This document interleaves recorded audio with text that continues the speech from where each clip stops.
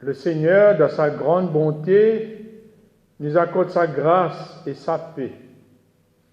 Chaque jour, et plus particulièrement chaque dimanche, est marqué par une promesse. Dieu sera présent à notre côté. Chaque événement et chaque rencontre seront des occasions de vivre, de faire vivre et de dire merci. Vivre, c'est choisir. Pour choisir, il faut avoir du discernement. Choisir, c'est laisser ce qui vaut moins dès qu'on a trouvé ce qui vaut plus.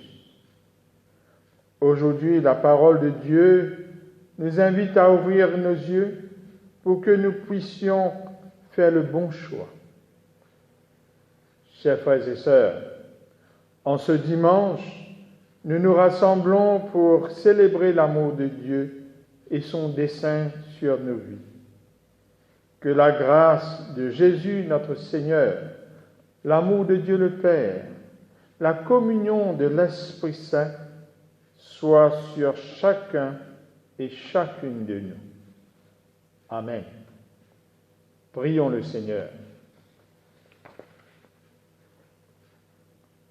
Seigneur, toi qui es lumière, nous t'invitons ce matin à pénétrer notre nuit, afin qu'il n'y ait plus de zone d'ombre. Viens nous éclairer et fais-nous voir ton visage. Viens faire ton entrée dans nos cœurs fatigués et troublés, et donne-nous la paix et le repos. Ô Père, à travers ton Saint-Esprit, nous t'invitons à notre culte.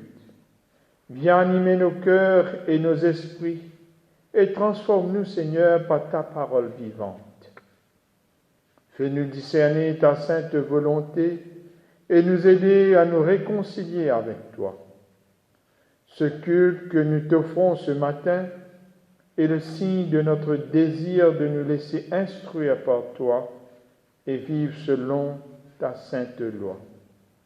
Toi qui es le Créateur de l'univers, le Dieu d'amour, de grâce et de bonté, accepte notre prière. Amen.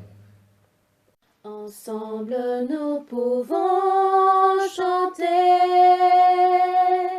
ensemble nous pouvons prier, élever nos voix et adorer celui qui nous a réunis. Ensemble nous pouvons donner, ensemble nous pouvons porter nos fardeaux, nos joies et proclamer l'amour que Dieu met dans nos vies. Tous ensemble, tous ensemble, nous pouvons montrer son amour au monde entier. Ensemble nous pouvons chanter, ensemble nous pouvons prier, élever nos voix et adorer celui qui nous a réunis. Tous ensemble, tous ensemble, nous pouvons montrer son amour au monde entier. Ensemble nous pouvons chanter, ensemble nous pouvons prier, élever nos voix et adorer celui qui nous a réunis.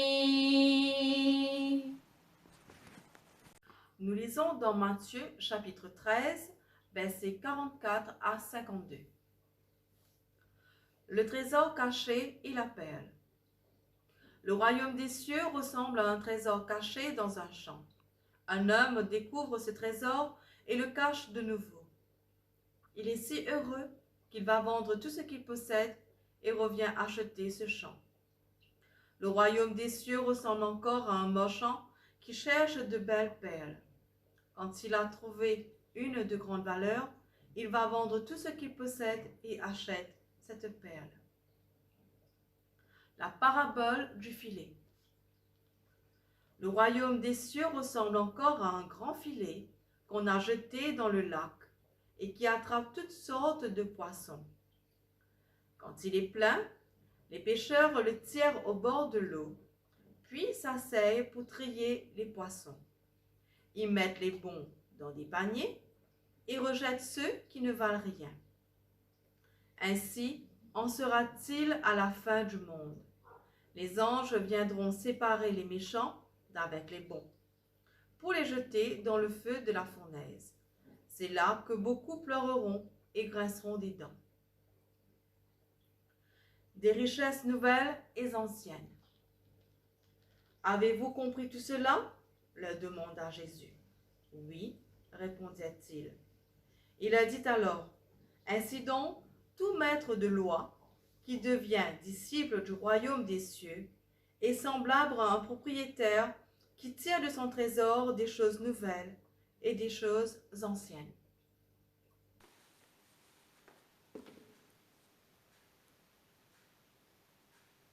La prédication de ce matin est tirée de l'évangile de Matthieu au chapitre 13, les versets 44 à 52. Le royaume des cieux. C'est de cela que Matthieu nous parle dans le texte de l'évangile de ce dimanche.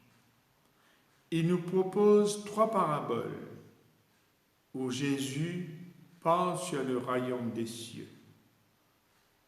Auparavant, Jésus a comparé le royaume des cieux à la graine de moutarde et au levain. Avant d'entrer dans le texte, je voudrais vous proposer quelques questions. À quoi pensez-vous quand vous entendez les mots « le royaume des cieux » ou « le royaume de Dieu » ? S'il vous faut décrire le royaume des cieux, que diriez-vous? Quelle image avez-vous en tête pour représenter le royaume? Quelle est son importance? Je ne sais pas ce que vous avez en tête, mais je suis absolument sûr que c'est difficile de décrire dans les détails exactement ce qu'est le royaume des cieux. Quoi que nous puissions dire, il y aura toujours beaucoup de choses à dire encore. En d'autres mots, nous ne finirons jamais de décrire le royaume des cieux. Je suis certain que Jésus était conscient de la difficulté des auditeurs à comprendre c'est quoi le royaume des cieux. C'est pourquoi il a utilisé des images pour donner un aperçu des différentes facettes du royaume. Et nous, que pouvons-nous dire pour donner une idée exacte du royaume des cieux? Exact, ce n'est pas le bon mot. Mais je crois que nous pouvons dire sans nous tromper que le royaume des cieux, c'est là où Dieu règne.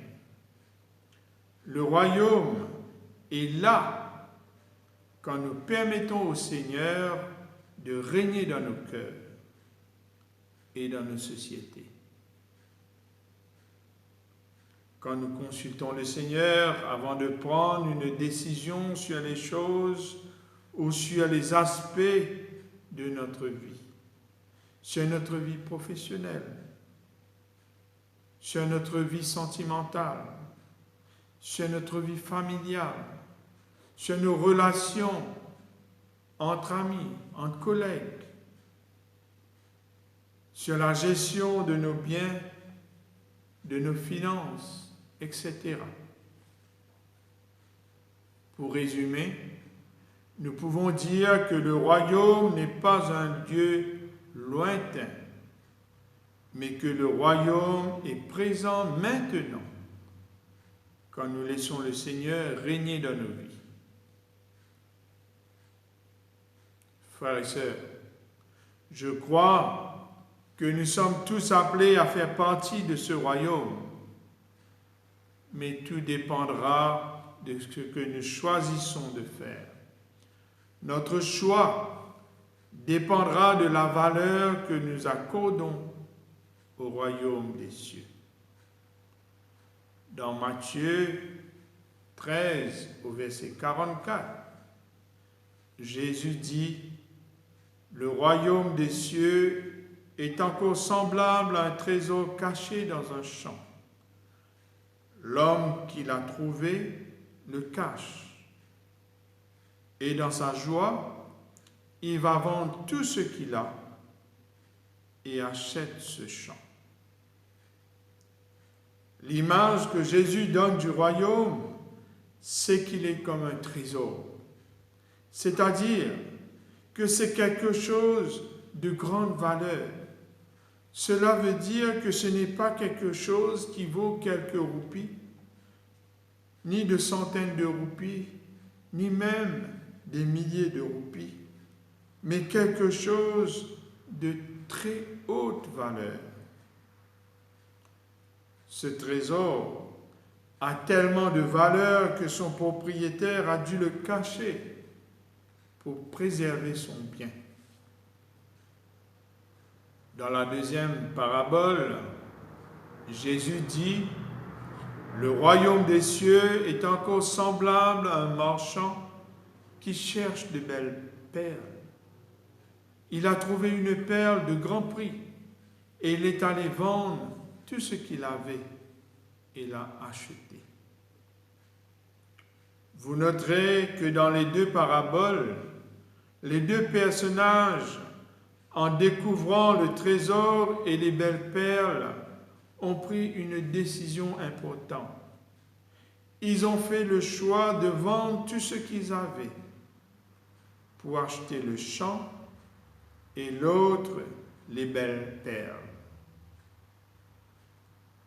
Ce choix, chers frères et sœurs, est pris avec joie et non pas contraint, parce qu'ils arrivent à comprendre la valeur du royaume, la valeur du trésor et des belles perles. Une question: pourquoi ont-ils vendu tout ce qu'ils avaient? La réponse est simple: parce qu'ils avaient découvert quelque chose qui valait beaucoup plus que ce qu'ils possédaient. Et je vous rappelle que nous parlons là du royaume des cieux. Quelle valeur mettons-nous sur ce royaume où règne Dieu, l'être le plus puissant de l'univers, le créateur de toutes choses? Sommes-nous prêts à délaisser tout ce que nous possédons pour hériter ce royaume? Sommes-nous prêts à nous débarrasser de tous nos biens pour vivre à côté de Dieu, ou plutôt vivre avec Dieu à nos côtés? Comme les deux personnages de notre texte, nous avons un choix à faire. Garder nos biens et vivre sans le trésor et les perles, c'est-à-dire du royaume, ou vendre tous nos biens et vivre dans le royaume. Notre décision dépendra de la valeur que nous accordons au royaume des cieux.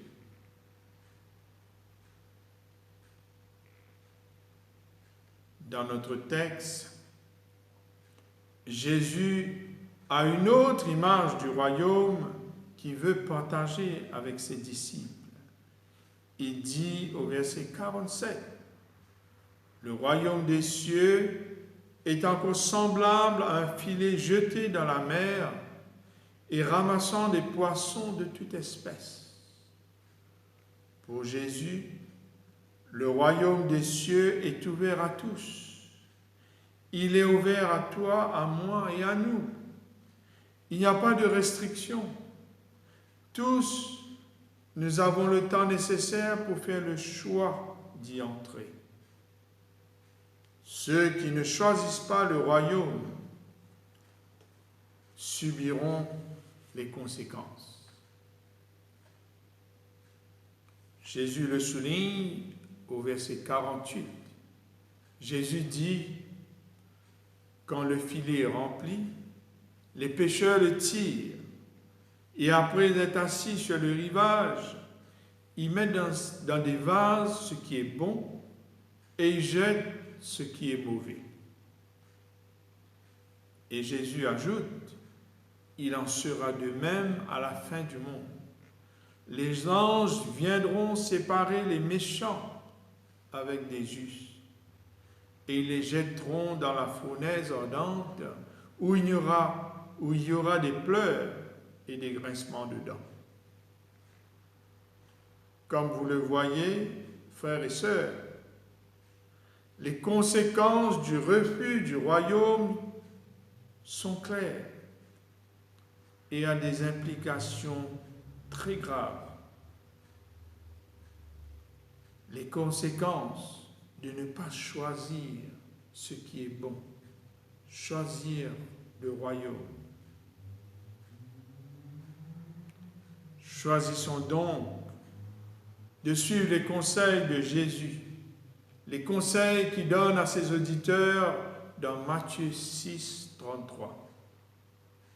Cherchez premièrement le royaume et la justice de Dieu, et toutes ces choses vous seront données par-dessus.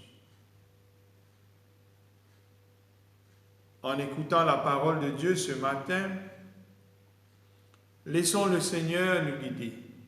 Laissons son esprit nous guider, afin que nous puissions prendre la bonne décision. La décision de l'écouter, la décision de délaisser tout ce que nous avons, tout ce que nous possédons, afin d'hériter le royaume des cieux, ou le royaume de Dieu. Que le Seigneur vous bénisse et que le Seigneur vous garde. Allez dans la paix du Christ. Amen. J'ai besoin de ta confiance pour vivre chaque jour. J'ai besoin de ta présence, j'ai besoin d'être sûr de ton amour. Pouvoir frapper à ta porte, parler en vérité, savoir que tu réconfortes et chez toi être toujours invité. J'ai besoin de ta patience, de ta sincérité. Tu entends mes confidences et chez toi je suis en sécurité. Frères et sœurs, Dieu, dans l'amour qu'il vous porte, vous appelle chaque jour à devenir toujours ses fils et ses filles. Confiant dans le trésor que vous possédez, allez dans l'amour et dans la paix du Seigneur. La grâce est avec ceux qui aiment notre Seigneur Jésus-Christ d'un amour inaltérable. Amen.